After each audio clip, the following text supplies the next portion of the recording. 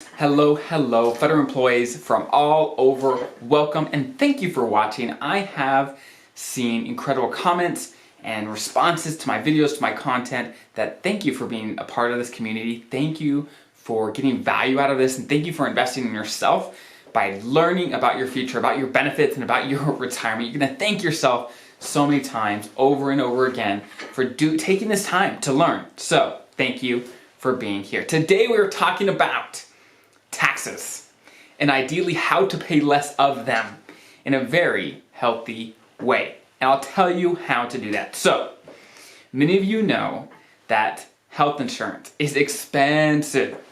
It's expensive. Even with the federal government, it costs a lot of money. It may not feel as expensive because the government picks a big portion of it up for you, which is a great perk for working for the government, but it's expensive, even for federal employees. Now, we know that health expenses in general rise about 5% per year, at least they have in the last few years, 5% per year. So let me put that into perspective. General inflation, so other things in the economy, are rising about 2 to 3% per year. So that means health insurance, health costs are rising twice as fast as other things in the economy.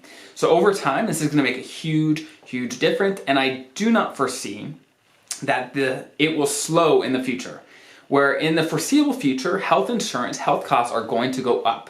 So having a way to keep your costs low and to save money whenever you can is imperative. You want to have strategies to get the most out of it, to know that you're getting the most bang for your buck when it comes to paying for health insurance and health expenses in general. So let me introduce the HSA. Many of you probably have already heard about it, but maybe you don't understand some of the details that comes with using an HSA, how to use it, who's eligible to use it, and if it makes sense for you. So let's dig right in. So there are a list of qualifications that you have to meet in order to use an HSA. I'll read them off. I have my notebook. Okay. Number 1, you have to be enrolled in a high deductible health plan. Okay? So generally, high deductible health plans are cheaper, but like the name suggests, they have a high deductible. So if you have a lot of expenses in 1 year, it's gonna take a while to hit your deductible. And there's certain requirements.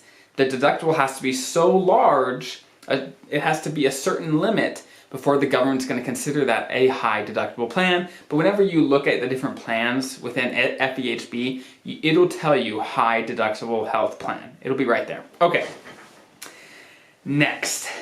Let's say you are on a high deductible health plan, but you cannot be, one of the other requirements are you cannot be on a different plan that's not high deductible. For example, if your spouse is on a plan that's not high deductible, you would not be eligible for an HSA. You cannot be involved in a plan that is not high deductible. Okay. You also cannot be claimed as a dependent on someone else's tax return. That's a no-go. Okay, and you can't be on Medicare to be eligible for an HSA. That's a no-go as well. So if you meet those 4 main requirements, odds are you are eligible to use an HSA. Okay, so you've gotten this far. You're eligible to use it, but does it make sense for you? Okay, let me give you a general idea of what an HSA does, and then at that point you say, okay, do I want that? Is that something that I want in my life, right? Okay. So, in general, how an HSA works is you put money in to this account, an HSA account, health savings account. And if you do it right, then that money that you put in is a tax deduction. Meaning, let's say you make $100,000 a year. If you put money into this account, your taxable income is going to come down for the year that you put money in. That's a great thing. Pay less taxes. Yay. Okay. But the good part is, so the money sits in this account, and you can even invest the money, and it'll grow over time. And when you have out-of-pocket expenses, right, maybe to pay your deductible, when things come up, you can use this account, your health savings account, to pay for those expenses. And so you get a tax deduction putting money in, and then when things come up, you can pull from this account to pay for those expenses. That's how the account works in a nutshell. So basically, for high earners and other things like that, it may make a lot of sense because you save a lot of money in taxes, and because you're going to pay for health expenses anyway, so why not save some taxes in the meantime? But like I said, it does not make sense for everyone. Let me tell you why. Whenever you have an HSA, there are a few requirements when it comes to turning in expenses and things like that you have to do on your taxes. It takes more responsibility, takes a little more work and a little more organization. So if you're the type of person that likes that wants the challenge just to save, to save that money, great, do it. But if you don't want to worry about that, if you don't want another thing to worry about, you'd rather just have a low deductible plan, that's fine. It has to make sense for you. And also matters how much health expenses are you expecting in the coming year. Right? If you're expecting very low health expenses, well, maybe a high deductible plan with an HSA makes great sense, right? But if you have lots of expenses, maybe the tax benefits of a HSA will not make up for the money you're going to lose by having a high deductible plan. So these are all things that you want to consider when thinking about this. For some people, it'll make incredible sense. For other people, not so much. Okay, one last strategy, one last point that I want to mention about an HSA.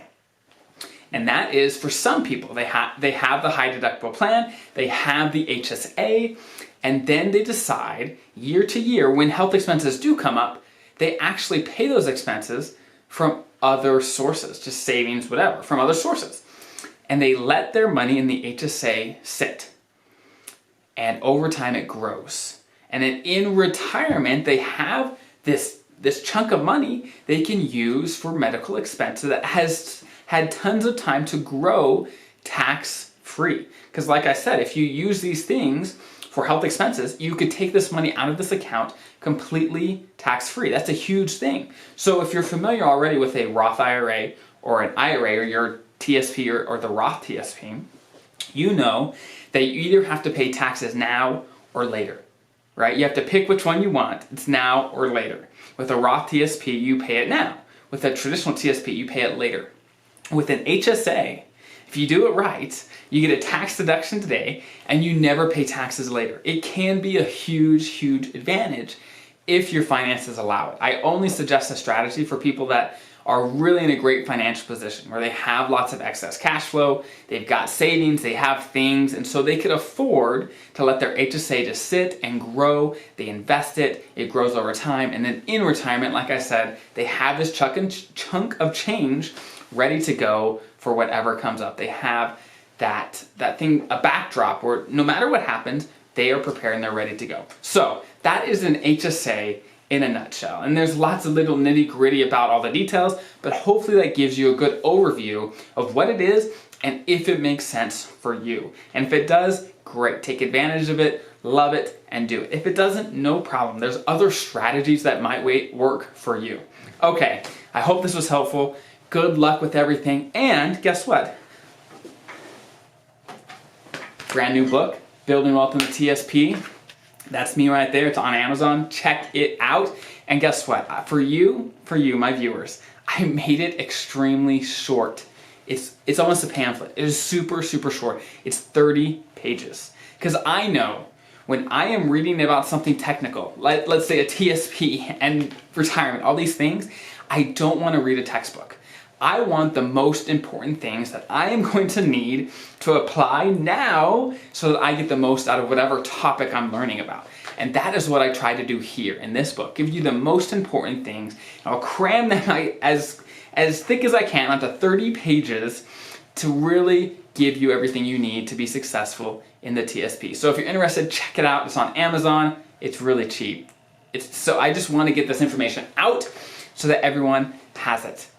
Okay, federal employees, thank you for watching, and I hope you have a great week. And again, thank you for making it to the end of my video, the end of my podcast. I hope this brought value to you and your life. My goal with this content is to bring as much value to as many people as I possibly can. So please, if you can, if this brought value to you, please show your support, subscribe, hit the thumbs up, comment, give me feedback about what you want to hear about, what you want to learn about, and how you can get more value out of this, and so that I can do the very best I can to make this the best channel for my viewers, for my listeners. the very best I can. So again, thank you for being here and investing in yourself and in your future. And I will see you next week.